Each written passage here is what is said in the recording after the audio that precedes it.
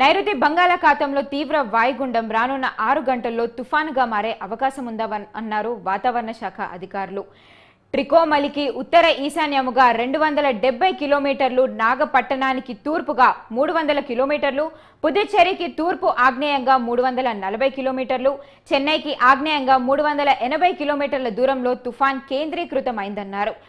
వాయువ్య దిశగా ప్రయాణించి రేపు మధ్యాహ్నానికి కారైకాల్, మహాబలిపురం తీరాల మధ్య పుదుచ్చేరి సమీపంలో తీరాన్ని దాటే అవకాశం ఉందన్నారు.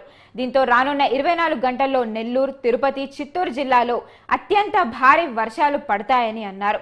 నెల్లూరు, తిరుపతి, చిత్తూరు జిల్లాలకు రెడ్ అలర్ట్ జారీ చేసింది వాతావరణ శాఖ అధికారులు. అదేవిధంగా అన్నమయ్య జిల్లాలోని కొన్ని చోట్ల భారీ నుండి అతి భారీ వర్షాలు, వైఎస్ఆర్ ప్రకాశం జిల్లాలో 1-2 చోట్ల భారీ వర్షాలు కురిసే అవకాశం ఉందని వెల్లడించారు. బంగాళాఖాతంలో ఉన్న తీవ్ర వాయుగుండం అది మరికొన్ని గంటలు అంటే నెక్స్ట్ కమింగ్ 6 అవర్స్లో అది తుఫాన్గా బలపడే అవకాశం ఉన్నట్టుగా అయితే మనం ఫోర్కాస్ట్ ఇస్తున్నాం. ఇది ప్రస్తుతం అయితే ఇప్పుడు నైరుతి బంగాళాఖాతంలో పుదుచ్చేరికి తూర్పు ఆగ్నేయంగా 340 కిలోమీటర్స్ దూరంలోను, చెన్నైకి ఆగ్నేయంగా 380 కిలోమీటర్స్ దూరంలోను తీవ్ర వాయుగుండంగా అయితే ఇది కేంద్రీకృతమైంది.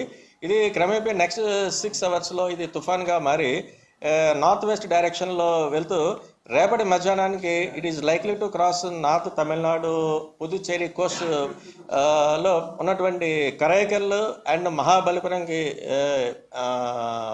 మధ్యన పుదుచ్చేరికి దగ్గరలో తీరాన్ని తుఫాన్గా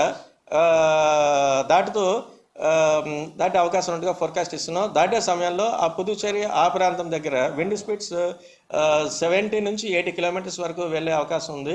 అలాగే సమ్ టైమ్స్ అవి 90 కిలోమీటర్స్ వరకు వెళ్ళే అవకాశం ఉన్నట్టుగా అయితే మనం ఐఎండీ ద్వారా ఫోర్కాస్ట్ అయితే ఇస్తున్నాం.